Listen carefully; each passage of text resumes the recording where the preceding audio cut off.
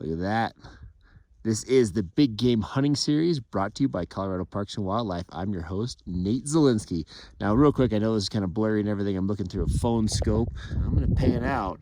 I'm going to show you kind of where I am at.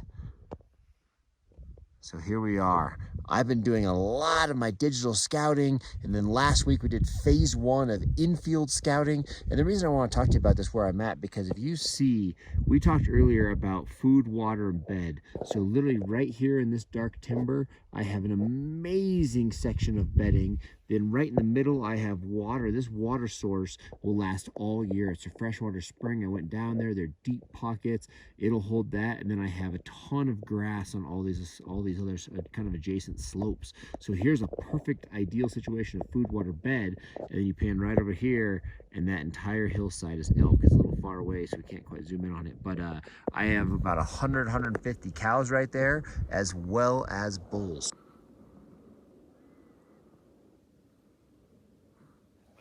We're here. This is real. This is infield scouting. We're definitely not Hollywood. We're not running big productions. This is real, but this is what we wanted to bring it to you. We wanted to bring you every step of being a successful hunter, and this is a part of it. So I know we kind of reiterate everything that we've been doing just to make sure everybody's caught up. We've been doing so much infield scouting, as well as the digital phase, and now it's about the animals. But you should have done your infield scouting in the last couple weeks to really understand the concepts from last week's videos talking about food, water, and bed. Your goal there is to break down the unit that you're hunting and really understand the ideal areas of food, water, and bed, because those are going to create daily habits that these animals are going to use. Now, we had a lot of questions on last week's, the biggest one being, why don't we find animals and then find the bedding areas? The biggest thing is when hunting season approaches, all of a sudden some things change. You have hunters in the area, you have people enjoying hikes in the area, and sometimes they can move the animals a little bit. So many people build one pattern or one concept of food, water, bed. They find animals, everything's great, and then when hunting season hits or the fall hits, and for some reason if those animals move days before the season, or maybe the first day of the season, all of a sudden everybody's lost. But if you know where all the food, water, and bedding is, so you say, hey, I know right here, like I just showed you in this drainage, I know this is a premier pocket, but then if I go over about 2 miles, I have almost the exact same thing. So I know that if these animals move, I have less pressure going kind of further to the southeast of me where I'm sitting today, and I know that they're going to fall right into a pattern in that area. They always have to have that food, water, bedding. So I always scout that first, because even though you might not be hunting that, there might not be animals there now, if things change in the fall, all of a sudden that can become a very valuable source. So I scout all the food, water, bedding, just so I have a plan, and more so a backup plan if things change. So just keep that in mind. But now I want to welcome you to phase 2 of infield scouting. We also call this long range scouting. Basically what the concept is now is to find animals. Now I did hike in here 2-3 miles this morning, so I am back country, I am high country, but the concepts are the same no matter where you're at. We do this literally from parking lots. We do this from our vehicles. There's so many areas that we do this, but the goal is to use optics. We got our great binoculars, so I'm running a powerful set of binoculars. I also have my spotting scope, and I am looking long range to find animals. Our goal now is to kind of break everything down. So my furthest point that I can see and still tell if it's, what kind of animal it is, if it's male, female, is about 5.5 miles from here. So I'm using my spotting scope. I have a phone scope on it, and I am literally looking 5 miles. So if you pan over here, you can see, just the vast country that I'm sitting in today. And I am overlooking moose. I'm overlooking elk and deer. There's a little bit of everything. We actually saw a bear a couple days ago up here in this high country. So tons of different animals up here in the high country. So it's neat. And I'm just overlooking and building patterns on everything. But the concept, number one, is to find animals. So number one goal, find various animals so you know where they're at.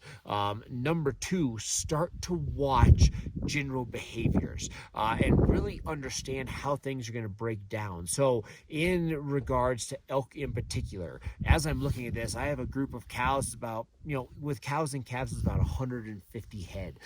Just above that, I have a bachelor group of bulls. Originally, I thought I saw 7, now I see 6. So I think there's one kind of off to the side. But within that, I am looking looking at those bulls and I am judging maturity levels. And it's crazy. Of the 6 that I can see in my camera right now, super crystal clear, I have 2 mature bulls. So literally, even though it's early on, I mean, you can see antler growth. You can see the mass on the antler growth. You can just see their overall maturity in their body. And I drastically have 2 larger bulls.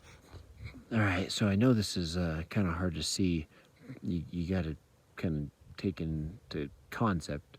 I mean, we're literally 4.5 miles from these bulls, but you can see on the top of your screen by that tree, we have multiple bulls there. But just talking maturity level, you can see we have 2 satellites. So the 2 lower bulls, they're pretty tucked in there. You saw the one up on the right stick his head up. But then you have a mature bull. So you can see the maturity level. Number 1, he's already got really good fronts. So his brow tine, so his, basically G1s and G2s. So his first 2 points coming off of his main beam are very long. And then it takes a mature bull, especially at a 6-point level, to get what we call swords. Are a huge vibe, but his swords, so his 4th point, is really starting to get mature on that bull. So that sword is, again, just another kind of maturity sign of a large bull. So the body on that bull is bigger than the other 2.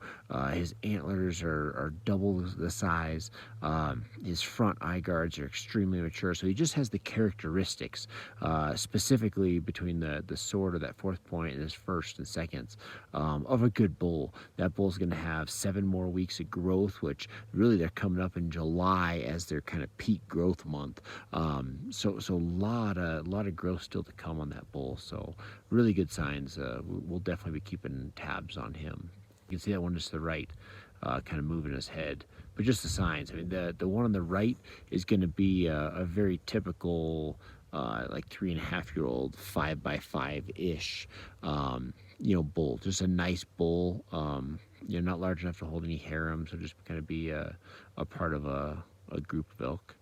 But then that top bull there, definitely more the mature bull, herd bull type status. The reason I'm paying attention to this, because I can look right here and I say, okay, I have 150 head of cows. Right now I have 6 bulls. I would anticipate that of those 6 bulls, they're going to split those cows into at least 2 harems. The 2 bulls are too big to get along. They are both mature bulls. They're buddies now, but come fall, they are definitely going to separate into 2 harems. So as of right now, I know that come hunting season, whether it's archery, muzzleloader, or first rifle, especially kind of in that pre-rut, real early post-rut, I know that I'm going to have 2 large harems on that hillside. So that just gives me the ideas of saying, hey, as I break down food, water, bedding patterns, I know I'm going to have 2 groups there. And you can do that with everything. You can know that your moose are going to separate, and your deer. You can really break down how the herds are going to act this fall by judging that maturity level. I'm not saying that I even want to hunt a mature bull. Maybe I just want just a bull. But regardless, I'm educating myself on how things are going to break down. So again, in that group particular, I know 2 groups are going to split out of it. So maybe it'll split evenly. Maybe it'll be a herd bull and 2 of those satellites will come together, and vice versa. But I'm really grasping the concept of how the herds and the counts are going to break down.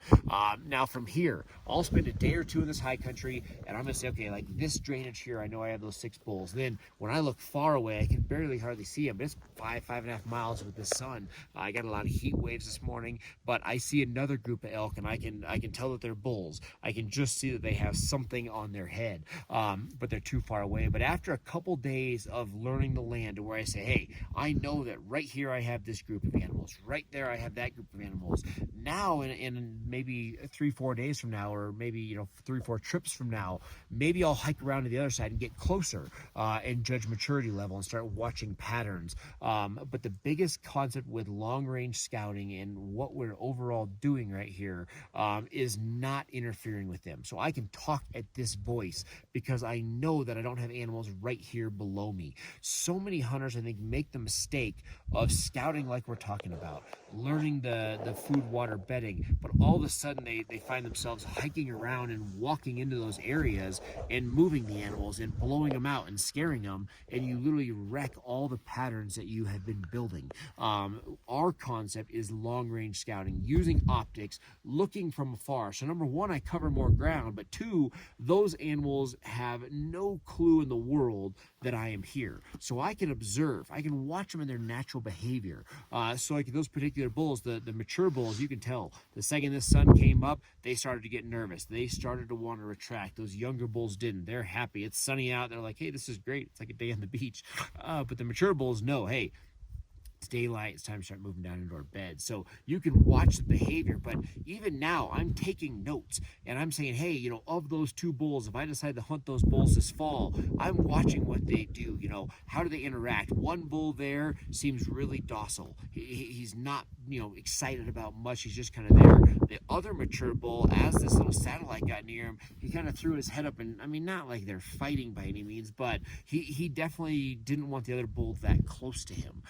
So of that, I mean, just from now, I have one bull that's kind of calmer, and I have one bull that's definitely showing just a little bit more signs of aggression. With that, those are things that will make a difference.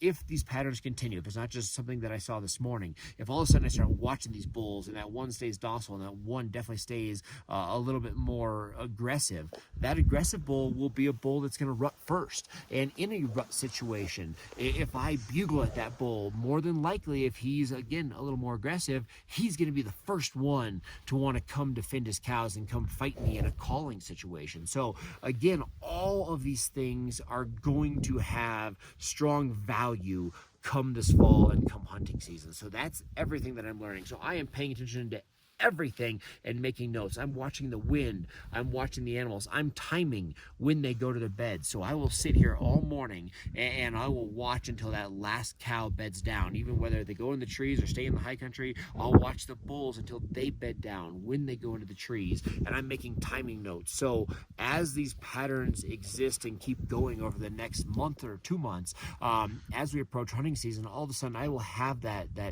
overall education to say, hey, I know that they bed down at 8 a.m. or 7 a.m. or whatever it is. So I know when I'm hunting them, if all of a sudden it's 7 a.m. and they start going in the trees, I know to back off. I know to let them bed down. But you obtain all that information from this infield scouting, and more particular, long-range scouting. Don't be that person that's hiking through the herds and blowing them out. So right now, I'm observing where they're at. So even if the next couple days I want to hike over there, I'm monitoring everything, and I'll monitor it for a couple days before I do that to know for sure, hey, all my animals are in this pattern. So I know when I hike in there to make sure I go way around and make sure I get my wind in the right direction. I want to make sure I can go in and out without getting winded. So all of those things are value. So phase 2 is long range scouting. You're behind your optics. You are looking long distance. You're finding animals. You're building kind of patterns, habits, timing, making note of everything. I mean, just overall animal behavior on all species. You're making notes of all that. And then I'm going to show you how to use that information to find flaws to create your success this coming hunting season. But right now, get out in the field, long range scout, find animals, and break things down. Don't just go randomly hike around. Again,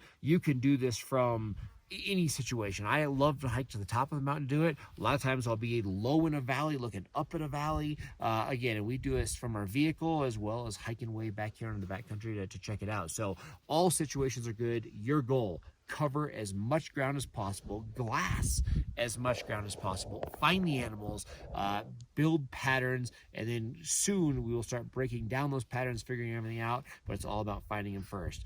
You want to be that hunter that come hunting season, you want to say, yeah, I've seen 250 bulls. Now I just got to decide which one I want. Which one is going to show me the best opportunity to create success. So there's so much to it, but this is where it all starts. Again, welcome to phase 2 of Infield Scouting. Again, I'm your host, Nate Zelinsky. This is the Big Game Hunting Series brought to you by Colorado Parks and Wildlife.